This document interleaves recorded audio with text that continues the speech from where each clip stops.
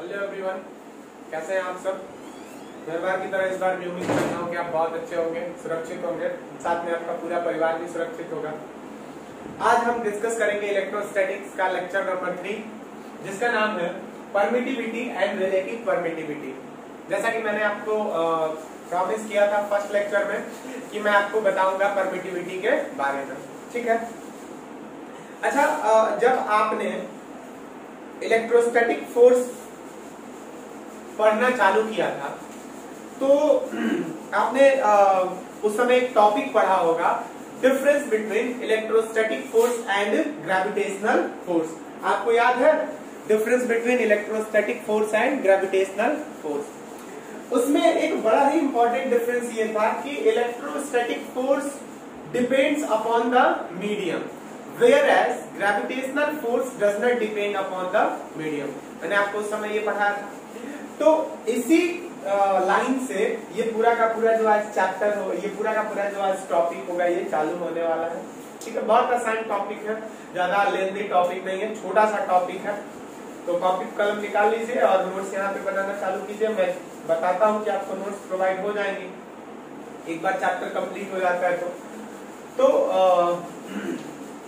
आप जैसा कि आप जानते हैं कि electrostatic force depends upon the medium. तो इलेक्ट्रोस्टैटिक फोर्स का डेफिनेशन एक बार लिखते हैं। इलेक्ट्रोस्टैटिक फोर्स का फॉर्मूला था कि Q1 Q2 अपॉन R, ठीक। अब इस K की वैल्यू जो थी, इस K की वैल्यू वो किसके बराबर हुआ करती है? तो वो होती है 1/4 पाई एप्सिलॉन। इसको क्या पढ़ते हैं हम? EPSILON, epsilon. 1/4 pi epsilon. यानी कि देखो, इस फॉर्मूला से कहीं हमको नहीं लग रहा है कि इलेक्ट्रोस्टैटिक फोर्स की वैल्यू मीडियम पे डिपेंड करती होगी, लेकिन हम जब इस K की वैल्यू को डिटेल में पढ़ेंगे तो K की वैल्यू आएगी 1/4 पाई एप्सिलॉन। इसको हम क्या पढ़ते हैं? एप्सिलॉन बोलते हैं, और इसी को क्या बोलते हैं हम? परमिटिविटी बोलते हैं, परमिटिविटी बोलते हैं। तो अब सवाल ये है कि what is permittivity? What is permittivity? तो परमिटिविटी जो वर्ड है, यह किससे मिलकर बना हुआ है? यह बना हुआ है परमिट। परमिट, परमिट का मतलब क्या होता है? परमिट का मतलब आप जानते हो, मुझे परमिट मिल गई वहां जाने की, मुझे परमिट मिल गया ये काम करने का। यानी कि ये एक तरीके से ये एक काइंड ऑफ परमिशन या परमिट देने जैसी कोई चीज है, उससे मिलकर ये क्या बना हुआ है? परमिटिविटी बना हुआ है। तो इसको हम ऐसे समझेंगे परमिटिविटी को कि ये क्या करता है। परमिटिविटी जो होता है, permittivity of medium, permittivity of medium का मतलब होता है कि अपने सराउंडिंग को परमिट करता है कि वो उसके अंदर से इलेक्ट्रोस्टैटिक फोर्स लगने दे या नहीं लगने दे, या इलेक्ट्रोस्टैटिक फोर्स को बढ़ाए या इलेक्ट्रोस्टैटिक फोर्स को घटाए। समझो, ऐसे समझो, जैसे मान लेते हैं कि दो चार्ज है Q1 और, ठीक है, दो चार्ज Q1 Q2 है, इनके बीच का जो डिस्टेंस है वो कितना है? D है। अच्छा, इन दोनों चार्जेस के बीच में कोई मीडियम है, इन दोनों चार्जेस के बीच में कोई मीडियम है, ऐसा कुछ मीडियम, समझिएगा। तो ग्रेविटेशनल फोर्स के टाइम में इस मीडियम का कोई अस्तित्व नहीं था, इस मीडियम से कोई फर्क नहीं पड़ता था। लेकिन इलेक्ट्रोस्टैटिक फोर्स इन दोनों चार्जेस के बीच का डिपेंड करेगा इस मीडियम पे। यानी कि यह मीडियम अलाउ करेगा, ये मीडियम परमिट करेगा कि इलेक्ट्रोस्टैटिक फोर्स लगने दे या नहीं लगने दे, और लगने भी दे तो कितना लगने दे या नहीं लगने दे। अब ये इस इलेक्ट्रोस्टैटिक फोर्स को क्या करेगा? रोकेगा। और इसी को हम क्या बोलते हैं? इसी को हम बोलते हैं permittivity. PRMITIVITY। What is permittivity? What is permittivity of a medium? तो the permittivity of a medium is a property of medium The permittivity of a medium is a property of medium which checks the electrostatic force between two charges, या which controls the electrostatic force between two charges। मैं लिख रहा हूं, what is permittivity? It is a nature of या property of medium। It is a P-R-O-P-E-R-T-Y property of medium, M-E-D-I-U-M, medium, which controls the electrostatic force between two charges। समझ में आई बात? What is permittivity? It is the property of medium, या medium की property होती है। यानी कि अगर इन्हीं दो चार्जेस को, इन्हीं Q1 Q2 को अगर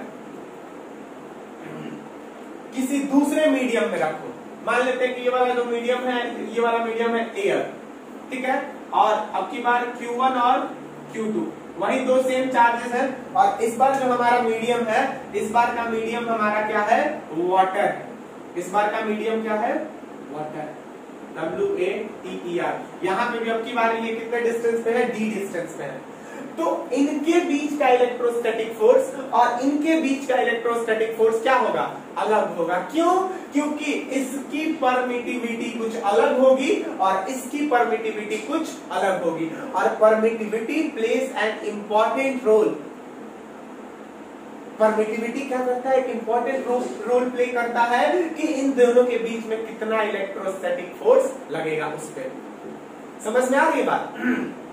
यानी कि देखो, सिंपल से शब्द में समझो, सिंपल से लैंग्वेज में समझो कि परमिटिविटी क्या होती है। Permittivity is a property of material. ये मटेरियल की क्या होती है? एक प्रॉपर्टी होती है जो क्या करती है? इलेक्ट्रोस्टैटिक फोर्स को कंट्रोल करती है। समझ में आई कहानी? इसको रिप्रेजेंट किससे करते हैं? इसको रिप्रेजेंट करते हैं इससे, ई से, और इसको पढ़ते क्या है? एप्सिलॉन। समझ में आई बात? जैसे वेवलेंथ को किससे रिप्रेजेंट करते थे? वेवलेंथ को ऐसे रिप्रेजेंट करते थे ना, और इसको पढ़ते क्या थे? लैम्डा। उसी तरीके से परमिटिविटी को किससे रिप्रेजेंट करते हैं? ई से, और इसका ऐसा यूनिट क्या होता है? सॉरी, इसको पढ़ते क्या है? एप्सिलॉन। तो अब देखो ये फॉर्मूला, अब ये कैसा हो गया? ये फॉर्मूला अब इलेक्ट्रोस्टैटिक फोर्स का formula F is equal to 1/4 pi epsilon Q1 Q2 upon R²। अब ये फॉर्मूला हो गया ना इलेक्ट्रोस्टैटिक फोर्स का। तो इलेक्ट्रोस्टैटिक एप्सिलॉन नॉट लिख लिया मैंने, सॉरी, एप्सिलॉन। तो देखो अब इलेक्ट्रोस्टैटिक फोर्स किस पे डिपेंड कर रहा है? अब इलेक्ट्रोस्टैटिक फोर्स इस वाले पे डिपेंड कर रहा है, परमिटिविटी पे डिपेंड कर रहा है, और करता ही है। इलेक्ट्रोस्टैटिक फोर्स किस पे डिपेंड करता है? परमिटिविटी पे डिपेंड करता है। अच्छा, अब एक बात बताओ मुझे कि ये फॉर्मूला इलेक्ट्रोस्टैटिक फोर्स का हुआ। Electrostatic force is equal to 1/4 pi epsilon Q1 Q2 upon R²। अच्छा, अगर हम इस एप्सिलॉन की वैल्यू, अगर इस एप्सिलॉन की वैल्यू बढ़ाते हैं तो फोर्स की वैल्यू क्या होगी? बताएगा कोई? बताओ मुझे। इस पूरे ये फॉर्मूला देखिए आप, ये वाला फॉर्मूला देखिए, ये फॉर्मूला बड़ा इंपॉर्टेंट फॉर्मूला है। इस फॉर्मूला में अगर हम एप्सिलॉन की वैल्यू को बढ़ाते हैं, यहाँ पे अगर एप्सिलॉन की वैल्यू बढ़ाते जाओगे तो ये नीचे डिनोमिनेटर में है ना, तो फोर्स की वैल्यू क्या होगी? फोर्स की वैल्यू कम। जितनी परमिटिविटी किसी मटेरियल की ज्यादा होगी उतना ही उसमें इलेक्ट्रोस्टैटिक फोर्स क्या लगेगा? कम लगेगा। बोलो कि सर परमिटिविटी का परमिटिविटी वर्ड बना हुआ है परमिट से, यानी कि ये तो इलेक्ट्रोस्टैटिक फोर्स को परमिट करना चाहिए ना इसको, कि हाँ तुम बहुत अच्छे से लग जाओ। नहीं, ये परमिट तो करता है, लेकिन किसको परमिट करता है? मटेरियल को परमिट करता है। क्या परमिशन देता है मटेरियल को? कि जाओ और इन दोनों के बीच में जो इलेक्ट्रोस्टैटिक फोर्स लग रहा है उनको क्या कर दो? तोड़ दो। इनके पवित्र बंधन पे क्या कर दो? प्रहार कर दो। इलेक्ट्रोस्टैटिक फोर्स को क्या करो? कम करो। ये फोर्स को परमिट नहीं करता है, यह क्या करता है? मटेरियल को परमिट करता है कि क्या करो? रोको। जो इन दोनों के बीच में इलेक्ट्रोस्टैटिक फोर्स लग रहा है, इन दोनों के बीच में जो इंटरेक्शन हो रहा है उसको क्या करो, रोको। ये इस चीज की परमिशन देता है। यानी कि परमिटिविटी क्या, देखो यहाँ पे लिखा है ना कि it is a property of material which controls the electrostatic force between two charges. ये क्या करता है, कंट्रोल करता है। यानी कि जितनी ज्यादा परमिटिविटी होगी उतना ही मटेरियल उस मटेरियल में इलेक्ट्रोस्टैटिक फोर्स क्या होगा, कम होगा। इलेक्ट्रोस्टैटिक परमिटिविटी बढ़ाओगे तो इलेक्ट्रोस्टैटिक फोर्स क्या हो जाएगा, कम। समझ में आई बात, ठीक। यानी कि जिस मटेरियल की जितनी मिनिमम परमिटिविटी होगी, अगर परमिटिविटी मिनिमम हो जाए, सुनो, अगर परमिटिविटी क्या हो जाए, अगर परमिटिविटी मिनिमम हो जाए तो फोर्स क्या हो जाएगा, मैक्सिमम हो जाएगा। इलेक्ट्रोस्टैटिक फोर्स क्या हो जाएगा, मैक्सिमम हो जाएगा। इतनी कहानी समझ में आई, परमिटिविटी क्लियर हुआ। चलिए अब हम देखते हैं कुछ मटेरियल्स, देख लेते हैं कि किन की परमिटिविटी क्या होती है। सबसे कम परमिटिविटी किसकी होती है, सबसे ज्यादा क्या तो नहीं पता है, कम वाला देखेंगे हम अभी। मिटा दूं मैं इसको,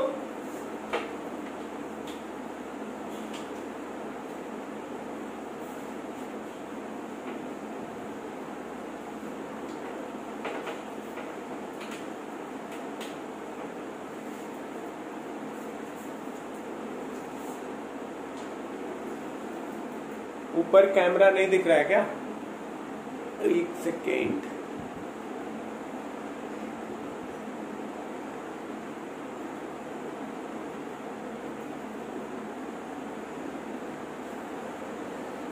मुझे पढ़ाते पढ़ाते कैमरा चेक करना पड़ता है, पर कैमरा अपने आप घूमते रहता है इधर उधर। चलिए, सबसे मिनिमम परमिटिविटी होती है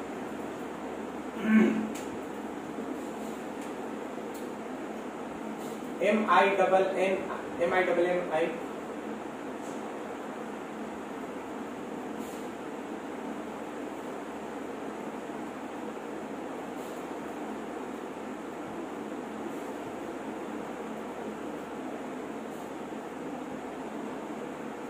मिनिमम परमिटिविटी होती है वैक्यूम की, VACCUM की, वैक्यूम या इसको एयर भी बोलते हैं। Minimum permittivity. सबसे कम परमिटिविटी किसकी होती है, वैक्यूम की होती है, या एयर की। वैक्यूम और एयर को लगभग क्या मानते हैं, सेम मानते हैं। और ये इसके परमिटिविटी को क्या बोलते हैं हम, एप्सिलॉन नॉट बोलते हैं। मिनिमम परमिटिविटी किसकी, वैक्यूम या एयर की। तो वैक्यूम में VACCUM, वैक्यूम या एयर में permittivity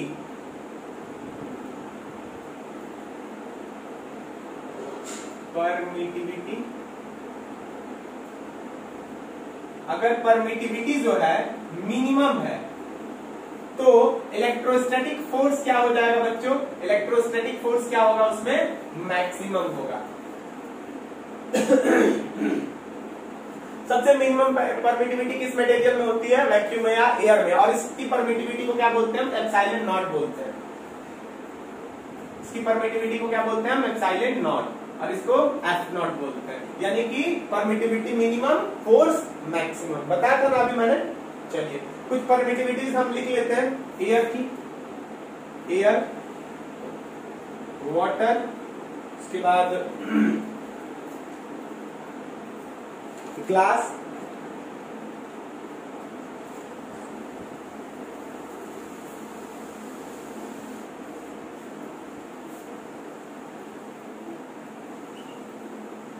(8.85 into 10 to the power minus 12 Newton coulomb square पर न्यूटन मीटर स्क्वायर। ये होती है परमिटिविटी किसकी, एयर की। उसी तरीके से वाटर की, इसको मैं ऐसे लिख दे रहा हूं, E epsilon air, epsilon water, यहाँ पे साइलेंट ग्लास। इसकी होती है 7.12 into 10 to the power minus 10 coulomb square पर न्यूटन मीटर स्क्वायर। देखो परमिटिविटी वाटर की इससे कम हो गई ना, यहाँ पे जो एक्सपोनेंट है वो कितना हो गया, -10 हो गया। वहां पे कितना था, -12 था। ठीक है। इसी तरीके से ग्लास की कितनी होती है, 3.01 into 10 to the power minus 11 coulomb square पर न्यूटन मीटर स्क्वायर, ये होती है ग्लास की। इससे ज्यादा है और एयर से क्या है, कम है। सबसे कम एयर की, उसके बाद ग्लास की, उसके बाद वाटर की, ठीक है। तो इस तरीके से अच्छा, ये जो coulomb square newton metre square है, ये यूनिट कैसे आया ये आप जानते हो? चलिए देख लेते हैं। फोर्स का फॉर्मूला क्या होता है, 1/4 pi epsilon Q1 Q2 upon R square. चलिए यूनिट्स लगा देते हैं। यहाँ पे अगर एप्सिलॉन नॉट की वैल्यू रखेंगे, सुनिएगा इस चीज को, एप्सिलॉन नॉट की यूनिट निकालेंगे, ये n हो गया, ये 1/4 पाई एप्सिलॉन नॉट, तो ये 1/एप्सिलॉन नॉट में बार बार बोल दे रहा हूँ, 1/4 पाई की कोई यूनिट नहीं होती है। चार्ज का कितना हो जाएगा, कूलम स्क्वायर, और इसका कितना हो जाएगा, मीटर स्क्वायर, समझे? तो चलिए अब इसको क्या कर देंगे, हम इधर लेके आएंगे, तो एप्सिलॉन इज इक्वल टू ये न्यूटन, या ऐसे कर दो, इसको इधर लेके आओ, तो न्यूटन मीटर स्क्वायर पर coulomb square is equal, newton metre square पर coulomb square is equal to epsilon, इसको ऐसे उल्टोगे ना, तो epsilon is equal to coulomb square पर न्यूटन मीटर स्क्वायर। समझ में आई ये कहानी? ये उल्टा कर दिया मैंने यहाँ पे, तो कूलम स्क्वायर ऊपर चला गया और ये क्या हो गया, न्यूटन पर मीटर स्क्वायर। तो ये इसकी क्या होती है, ये एसआई यूनिट्स होती हैं। ये कुछ परमिटिविटीज हैं, ये परमिटिविटीज आप एक बार एनसीईआरटी में चेक कर लीजिएगा। कभी कभी किसी किसी बुक में थोड़ा अलग भी दिया रहता है, तो उससे घबराने की कोई बात नहीं है, ठीक है। आपको परमिटिविटी, ये सारी परमिटिविटीज याद नहीं करनी है, ये आपको मैक्सिमम दिया रहता है। क्वेश्चन जब आप न्यूमेरिकल बनाओगे तो उसमें दिया रहेगा, और इनको याद करने से अच्छा मैं आपको एक बहुत आसान तरीका बताऊंगा। सारा सबको अलग अलग याद करने का झंझट ही नहीं है, बस आप इसकी निकाल लो, आपको सबकी मिल जाएगी। बस आपको इसकी याद करनी है, उसके बाद एयर, वाटर, ग्लास, ऑयल, सबकी परमिटिविटी आप अपने आप निकाल लोगे। बोलो सर वो तरीका कौन सा होता है? वो तरीका कौन सा होता है? तो वो तरीका होता है रिलेटिव परमिटिविटी। रिलेटिव परमिटिविटी अगर आप समझ गए तो आपका सारा जो होगा कॉन्सेप्ट क्लियर हो जाएगा। तो आइए देखते हैं रिलेटिव परमिटिविटी क्या होती है। चलिए रिलेटिव परमिटिविटी जानते हैं। अच्छा, रिलेटिव परमिटिविटी के पहले एक चीज मैं आपको और बता देता हूं कि किसी भी मीडियम की परमिटिविटी को क्या बोलते हैं, हम EM बोलते हैं, EM। और एयर या वैक्यूम की परमिटिविटी को क्या बोलते हैं हम, E not, epsilon not, sorry EM मैंने बोल दिया, इसको एप्सिलॉन EM और इसको एप्सिलॉन नॉट। और एप्सिलॉन M की जो वैल्यू होती है वो हमेशा एप्सिलॉन नॉट से क्या होती है, बड़ी होती है। यानी कि किसी भी मीडियम की परमिटिविटी हमेशा जो होगी इसकी परमिटिविटी से, एयर या वैक्यूम की परमिटिविटी से ज्यादा ही होगी। मैंने बताया था ना कि सबसे मिनिमम किसकी परमिटिविटी होती है, एयर या वैक्यूम की, तो उससे सबकी क्या होती है, हमेशा ज्यादा ही होती है। तो अब यहाँ पे एक बात बताओ, FM और F नॉट। FM क्या है, इलेक्ट्रोस्टैटिक फोर्स इन मीडियम, और F नॉट क्या है, इलेक्ट्रोस्टैटिक फोर्स इन वैक्यूम। तो बताओ अब इसमें कौन सा मैं साइन लगाऊं, ग्रेटर देन और लेस देन का, बताओ। इसकी परमिटिविटी सबसे कम होती है ना, तो इसका फोर्स क्या होना चाहिए, मैक्सिमम होना चाहिए। तो यहाँ पे क्या लगेगा, ये ऐसे लगेगा, ये मैं भूल गया था बता दिया मैंने। अब आइए आते हैं हम सीधा रिलेटिव परमिटिविटी पे। What is relative permittivity? It is defined as the ratio of permittivity of a medium. It is defined as the ratio of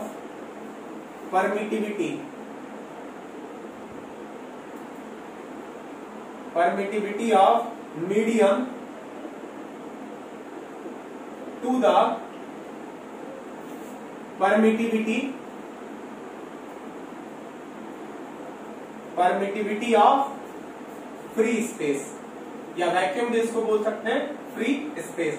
यानी कि it is defined as the ratio of permittivity of medium to the permittivity of free space. आपको relative density याद है, density of a medium divided by density of, याद है उस समय? उसी तरीके से इसमें भी हम वही काम करते हैं। ER इज इक्वल टू इसको रिलेटिव परमिटिविटी को हम क्या बोलते हैं, epsilon not R। Epsilon not R is equal to epsilon not M divided by epsilon not m divided by epsilon sorry epsilon r is equal to epsilon m divided by epsilon not, यानी कि relative permittivity is equal to permittivity of medium divided by permittivity of free space या permittivity of air. ठीक है, E R का एक और formula होता है, ई आर को हम ये भी बोल सकते हैं, ई आर का ऐसे भी E R is equal to force in vacuum या एफ नॉट भी बोलते थे हम इसको, divided by F in medium.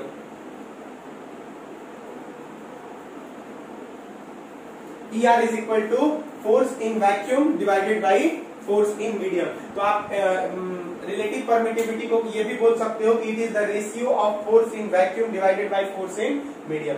EM epsilon not upon epsilon m upon epsilon not भी बोल सकते हो और F in vacuum upon F in medium भी बोल सकते हो। देखो यहाँ पे उल्टा हो गया, यहाँ पे एप्सिलॉन मीडियम ऊपर है और यहाँ पे फोर्स मीडियम नीचे आ गया है। तो अगर आप इसको देखिए, सॉल्व करने की कोशिश करते हैं, आइए देखते हैं।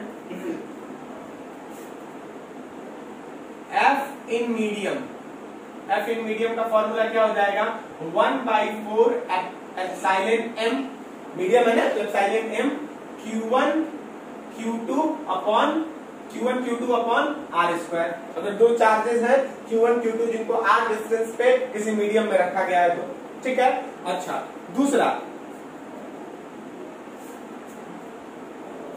फोर्स इन वैक्यूम क्या हो जाएगा, 1/4 pi epsilon not Q1 Q2 upon r square. अगर उन्हीं दो चार्जेस को एयर में या फ्री स्पेस में रख दिया जाए तो फॉर्मूला कितना हो जाएगा, इतना हो जाएगा। अब एक काम करते हैं, force by vacuum upon force upon medium को क्या कर देते हैं, डिवाइड कर देते हैं। तो ये क्या हो जाएगा, 1/4 pi epsilon not Q1 Q2 upon r square upon 1/4 pi epsilon m Q1 Q2 upon r square. चलिए इसमें कटने वाली चीजों को कटा देते हैं, मार काट देते हैं। 4 पाई से 4 पाई कैंसिल, Q1 Q2 से Q1 Q2, r स्क्वायर से r स्क्वायर। अब देखो बहुत सारे बच्चों को यहाँ पे कंफ्यूजन होती है कि इसको ऊपर एप्सिलॉन नॉट और नीचे एप्सिलॉन m लिख देते हैं। नहीं, ये वाला एप्सिलॉन m कहाँ चला जाएगा, ऊपर चला जाएगा। ये वाला एप्सिलॉन m ऊपर चला जाएगा और ये एप्सिलॉन नीचे आ जाएगा। समझ रहे हो इस चीज को, यानी कि ये ऐसे हो जाएगा, F vacuum upon F medium is equal to epsilon m upon epsilon not. और इसी को तो क्या बोलते हैं, इसी को एप्सिलॉन r बोलते थे ना, यानी कि दिख रहा है नीचे दिख रहा है, मैं ऊपर लिख दूं, यहाँ पे लिख दे रहा हूँ ये वाला फॉर्मूला। इसको हम क्या बोल सकते थे, is equal to epsilon r बोल सकते थे, यानी कि epsilon r is equal to F vacuum upon F medium. समझ में आई कहानी? चलिए अब देखो, बोलो कि सर इसमें आपने अभी जस्ट थोड़ी देर पहले कहा था कि अगर आप एयर का निकाल लो तो फिर आपको कोई भी दूसरी चीजों का याद करने की जरूरत नहीं है, आप एयर से उसका क्या कर सकते हो, निकाल सकते हो। बिल्कुल सही बात है, मैं एयर से निकाल सकता हूं। देखिएगा कैसे, मैं इसको मिटा रहा हूं। अगर आपको एयर की परमिटिविटी या फ्री स्पेस, एयर वैक्यूम, हमेशा मैं जब भी ये सारी चीजें बोलूं तुम एक ही समझो, ठीक है। तो फॉर्मूला हमारा है ER is equal to EM upon epsilon R is equal to epsilon M upon epsilon not. मैं बार बार बोल देना उसको, देखो इस वाले फॉर्मूला से permittivity of medium is equal to relative permittivity into permittivity of free space. ये एक फॉर्मूला बना, epsilon m is equal to epsilon r into epsilon not. अब देखो आपको इसका फॉर्मूला पता है, आपको इसकी वैल्यू पता है, और अगर आपको रिलेटिव परमिटिविटी बता दी जाए तो आप उस मीडियम की परमिटिविटी भी क्या कर सकते हो, निकाल सकते हो। याद करने की जरूरत ही नहीं है, याद करने की आपको बिल्कुल जरूरत नहीं है। बोलो सर कैसे निकाल सकते हैं हम? जैसे कि आपको कहा जाए, एक क्वेश्चन दे रहा हूं मैं, the relative permittivity of the relative permittivity of RELATIV relative permittivity of water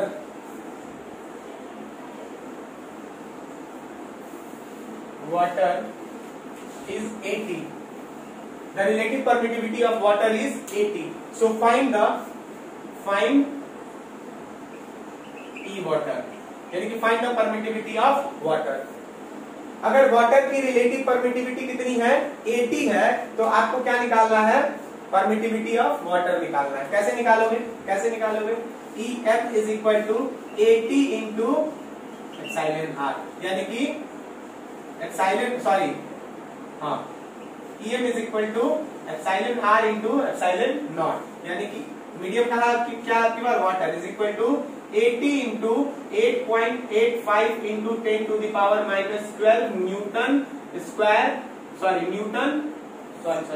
coulomb square पर न्यूटन मीटर स्क्वायर। ये फॉर्मूला याद है।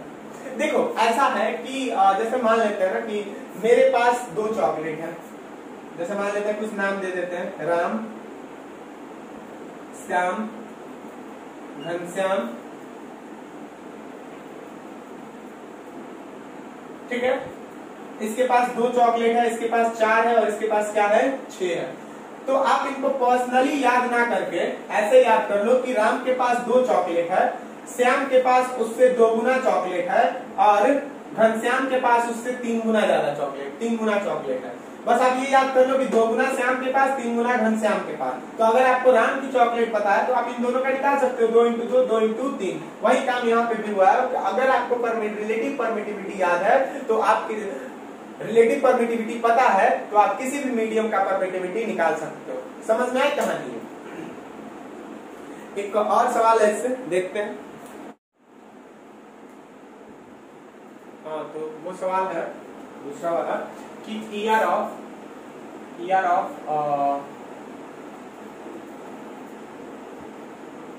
Glass is 7.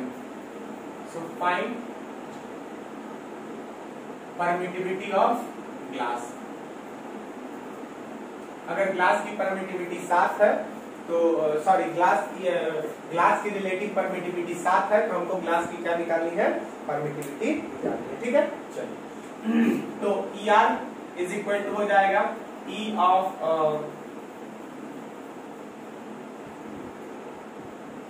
GLASS glass divided by E of epsilon not. तो यहां से E ग्लास का formula क्या हो जाएगा E glass is equal to E glass is equal to ER into E not या एप्सिलॉन नॉट, यानी कि 7 इंटू एप्सिलॉन नॉट, यानी कि 7 times the permittivity of water. 8.85 into 10 to the power -12 coulomb square पर newton metre square. यानी कि देखो कितना आसान सा तरीका हो गया। आपको ग्लास की रिलेटिव परमिटिविटी बताई गई और आपने फटाक से ग्लास की क्या निकाल दी परमिटिविटी निकाल दी। सब 7 गुना परमिटिविटी ग्लास की जो परमिटिविटी होगी एयर की परमिटिविटी से या फ्री स्पेस की परमिटिविटी से कितनी होगी 7 गुना ज्यादा होगी। समझ में आई कहानी। इसी तरीके से किसी भी चीज की मान लेते हैं कि कोई मटेरियल है, कोई एक मीडियम है जिसकी रिलेटिव परमिटिविटी कितना है 20 है। किसी की रिलेटिव परमिटिविटी आपको सिर्फ इतना पता है कि उस मीडियम की रिलेटिव परमिटिविटी 20 है। तो अगर उसकी परमिटिविटी निकालना है तो आपको क्या करना पड़ेगा 20 से इस फ्री स्पेस की परमिटिविटी में क्या कर देना पड़ेगा मल्टीप्लाई कर देना पड़ेगा, उस मीडियम की परमिटिविटी आ जाएगी। तो देखो अगर आपको फ्री स्पेस की परमिटिविटी पता है और किसी गिवन मीडियम की रिलेटिव परमिटिविटी पता है तो आप उस मीडियम की क्या निकाल सकते हो परमिटिविटी भी निकाल सकते हो।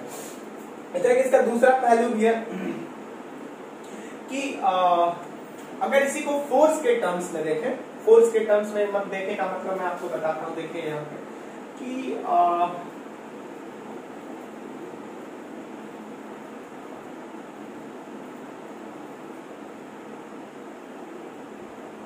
EM यानी कि epsilon M is equal to किसके बराबर होता है epsilon R into epsilon not. ठीक है, ये फॉर्मूला मैं बताऊं ना। अगर आपको कोई पूछता है कि एफ एम का फॉर्मूला क्या होगा, तो एफ एम का जो फॉर्मूला हो जाएगा वो हो जाएगा, बताओ फोर्स इन मीडियम का फॉर्मूला क्या हो जाएगा, तो वो हो जाएगा force in vacuum divided by relative permittivity. देखो परमिटिविटी ऑफ मीडियम जो होगी वो इसकी परमिटिविटी से क्या होगी, ज्यादा होगी, इसीलिए यहाँ पे मल्टीप्लाई। लेकिन फोर्स मीडियम का क्या हो जाएगा, घट जाएगा, तो इसीलिए फोर्स में क्या कर दिया गया, डिवाइड कर देगा। अभी अगर आपको नहीं समझ में आया है तो देखो मैं आपको समझाने की कोशिश करता हूँ कि ये परमिटिविटी का सिर्फ यही एक फॉर्मूला है, रिलेटिव परमिटिविटी का सिर्फ यही एक फॉर्मूला थोड़ी है। रिलेटिव परमिटिविटी का इसके ऐसे भी तो लिखा था ना मैंने कि E R is equal to force in vacuum divided by force in medium, force in medium. तो यहां से फोर्स इन मीडियम को क्या कर दो, फोर्स इन मीडियम को यहां पे कर दो, तो ये क्या हो जाएगा, F in vacuum divided by epsilon R. यही एफ नॉट का मतलब फोर्स इन वैक्यूम ही होता है, आप ज्यादा उससे चिंतित नहीं होइएगा, कहीं एफ वीएसी लिखा रहेगा और कहीं एफ नॉट भी लिखा रहेगा, तो ये भी फॉर्मूला हमारा क्या हो जाएगा, सही हो जाएगा। अब इसी पे एक और सवाल मैं आपको छोटा सा सवाल करवाता हूँ, देखिए देखते हैं आप कर पाते हैं या नहीं कर पाते, कर ही लेंगे, बहुत तेज है। दिया हुआ है कि इसको मैं मिटा रहा हूं,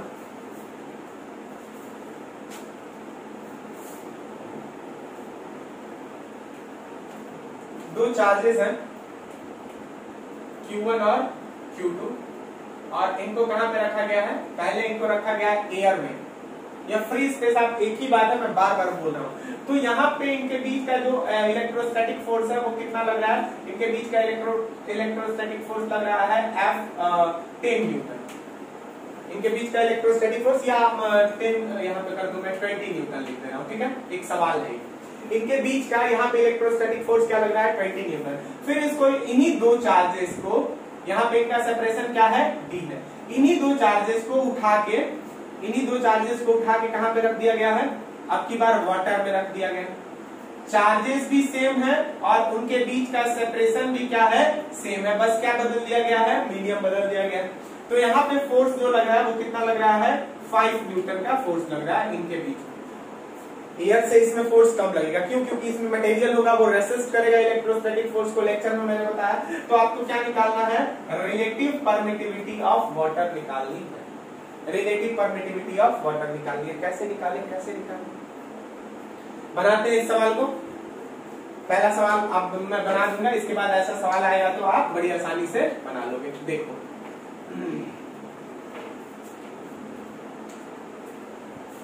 इस वाले एफ को क्या बोलते हो आप, एफ नॉट बोलते हो ना, एफ नॉट बोलते हो ना इस वाले एफ को, ठीक है। तो एफ नॉट का फॉर्मूला क्या था, के Q1 sorry 1/4 pi epsilon not Q1 Q2 upon R square, यहाँ पे डी है ना तो मैंने क्या कर दिया, D square, which is equal to how much newton, 20 newton, ठीक। अच्छा इसको एफ वाटर बोल दो आप या मीडियम बोल दो, अभी वाटर ही बोलो, आपकी मर्जी है। तो ये क्या हो जाएगा, 1/4 pi epsilon water into Q1 Q2 upon D square, ये किसके बराबर है, 5 न्यूटन के बराबर है। अब आपको निकालना क्या भैया, आपको क्या निकालना है, ई आर निकालना है। ई आर किसके बराबर होता है, ई आर जो होगा वो होगा epsilon water upon epsilon not, इसी के बराबर होगा ना, यानी कि इसकी वैल्यू निकालनी है। तो देखो तो इन दो इक्वेशन से, इक्वेशन नंबर 1 और इक्वेशन नंबर 2, इन दो इक्वेशन से आप वैल्यूज निकाल सकते हो क्या, ई वाटर अपॉन ई नॉट की। देखते हैं, देखने की कोशिश करते हैं। चलिए हम क्या करेंगे, देखो मैं कैसे बना रहा हूं उसको, डी डिवाइड इक्वेशन 1/2, इक्वेशन 1 को इक्वेशन 2 से क्या कर दो, डिवाइड कर दो, यानी कि ये हो जाएगा 1/4 pi epsilon not Q1 Q2 upon D square divided by 1/4 pi epsilon not, sorry अब की बार यहाँ पे नीचे क्या हो जाएगा, एप्सिलॉन वाटर हो जाएगा ना, epsilon water into Q1 Q2 upon D square, और ये तो हुआ तुम्हारा LHS, RHS किसके बराबर हो जाएगा, 20/5 के बराबर, 20 न्यूटन बाई 5 न्यूटन के बराबर। अब देखो यहाँ पे बहुत सारे बच्चों को अगर कंफ्यूजन है तो मैं आपको बता देता हूँ कि ये इससे ये कट जाएगा, ये 4 पाई से ये 4 पाई कट जाएगा, ये वाला ऊपर चला जाएगा, ये वाला कहाँ चला जाएगा ऊपर, और ये एप्सिलॉन नॉट नीचे आ जाएगा, ये ऊपर जाएगा। आप इसको करके देखना, डिवाइड में ऐसे लिख के करके देखना। तो चलिए ये हो जाएगा E water upon E not is equal to 20/5 कटाओगे तो कितना हो जाएगा 4, यही तो हो गया। E R is equal to 4। ये रिलेटिव परमिटिविटी आ गई, ये वाटर की रिलेटिव परमिटिविटी आ गई। कैसे? जब हमने क्या देखा, सिर्फ क्या दिया हुआ था, फोर्स दिया हुआ था कि उन्हीं दो चार्जेस को अगर एयर में रखेंगे तो 20 न्यूटन लग रहा था और वाटर में रखा तो 5 न्यूटन लगने लगा। तो परमिटिविटी कितनी, रिलेटिव परमिटिविटी कितनी हुई, तो 4 के बराबर। ठीक, तो इसी तरीके से क्वेश्चंस बनाते रहिए। अगर कुछ डाउट है तो कमेंट बॉक्स में कमेंट कीजिए। और एक बात कि अगर आपको लाइव क्लास करना है, अटेंड करना है, तो उसके लिए आप मुझे सजेस्ट कीजिए कि मैं कहाँ पढ़ाऊं, कैसे पढ़ाऊं। आपके सारे आपके सुझाव माने जाएंगे, उन पर विचार किया जाएगा। तब तक के लिए पढ़ाई करते रहिए। Goodbye everyone.